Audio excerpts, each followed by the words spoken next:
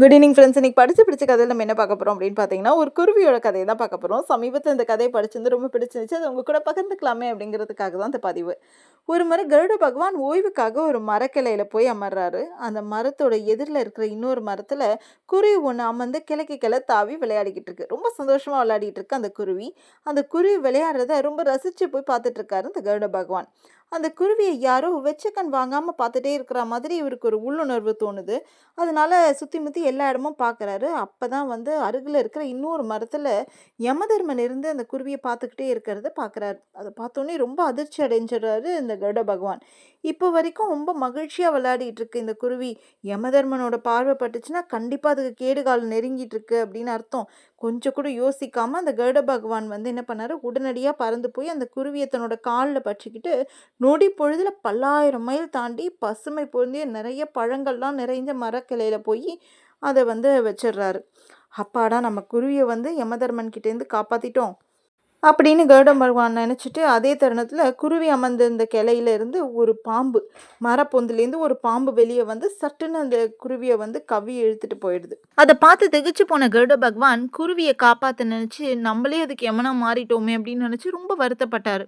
அப்ப அந்த இடத்துல வந்து சேர்ந்தாரு யமதர்மன். அத பார்த்ததும் கருடனுக்கு ஒண்ணுமே புரியல. யமதர்மன் கருடன பார்த்து, "கருடதேவா, நான் அந்த குருவிய பார்த்துக்கிட்டே இருந்தத பார்த்து நான் அத கொல்லப் போறேன் அப்படின்னு நினைச்சுக்கிட்டு தானே, அத காப்பாத்தணும் அப்படிங்கிற எண்ணத்துல தானே நீ இத இவ்ளோ தூரம் தூக்கிட்டு வந்த?" அப்படின்னு கேட்கிறாரு. "ஆமா" அப்படின்னு சொல்லி தலையசைக்கிறாரு கருடதேவன். "நீ என்ன தவறா புரிஞ்சுக்கிட்ட. நான் அந்த குருவியோட இறுதி காலம் நெருங்கிடுச்சு அப்படிங்கிறது உண்மதான். ஆனா அது ஒரு சில நொடியிலேயே அது வீற்றிருந்த மரக்கிளையில இருந்து பலாயிரம் மைல்கள் தாண்டி இருந்த ஒரு மரத்துல இருக்கிற ஒரு பொந்துல இருக்கிற ஒரு பாம்புனால தான் அதோட ஆயுள் முடியும் அப்படின்னு எழுதப்பட்டிருக்கு.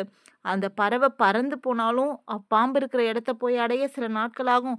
வேற எந்த பறவை தூக்கிட்டு போனாலும் கூட அவ்வளோ சீக்கிரத்துல அந்த இடத்த போய் அடைய முடியாது. ஆனா அந்த பாம்பால தான் அதோட ஆயுள் முடியும்னு எழுதப்பட்டிருக்கு.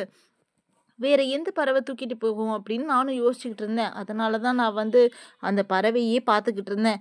ஆனா விதி பயன் எப்படியோ நிறைவேறியே தீரும் அப்படிங்கிறது உடனடியா புரிஞ்சுக்கிட்டேன். ஏன்னா காற்றை விட வேகமா பறந்து நீ அத குருவிய காப்பாத்துறதா நினைச்சு சில நொடியிலேயே அத பலாயிரம் தூரத்துக்கு தாண்டி தூக்கிட்டு வந்து விட்டுட்ட அப்படின்னு சொன்னாராம்.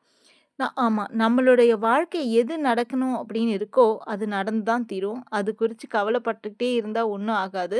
இப்ப நம்ம செய்ய வேண்டிய கடமைகளை சரிவர செய்ய முடியாது. அதனால வாழ்வின் முடிவை விதிவசம் ஒப்படைச்சுட்டு நம்ம எது செய்யணும்னு நினைக்கிறோமோ, அத செஞ்சு முடிச்சிடலாம். இந்த கதை உங்களுக்கு பிடிச்சிருந்தா லைக் பண்ணுங்க. Thank you. பாய்.